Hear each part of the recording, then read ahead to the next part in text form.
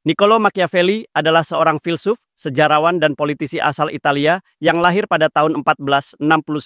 Meskipun seringkali dikenal sebagai tokoh yang kontroversial, pemikiran Machiavelli tetap relevan hingga kini, terutama dalam bidang hukum dan politik. Karya terkenalnya Il Principe menggambarkan pandangan pragmatis dan sering dianggap realistis tentang bagaimana kekuasaan dijalankan dan dipertahankan.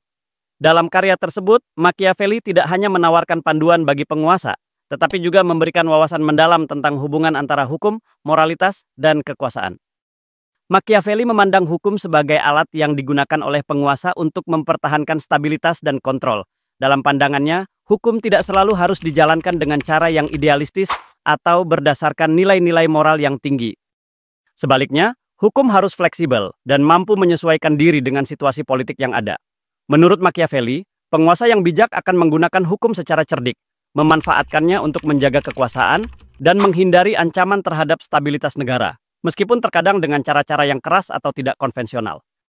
Dalam konteks hukum modern, pemikiran Machiavelli terlihat dalam praktik-praktik hukum yang seringkali menekankan pada efektivitas dan tujuan jangka panjang, meskipun terkadang mengorbankan prinsip-prinsip moral tertentu.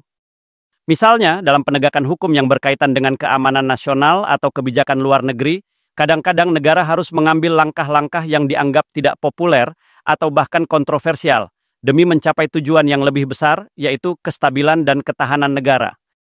Pemikiran Machiavelli, meskipun seringkali dianggap tajam dan penuh intrik, menunjukkan bagaimana hukum dapat dipandang bukan hanya sebagai aturan yang berlaku, tetapi sebagai instrumen untuk mencapai kekuasaan dan kestabilan.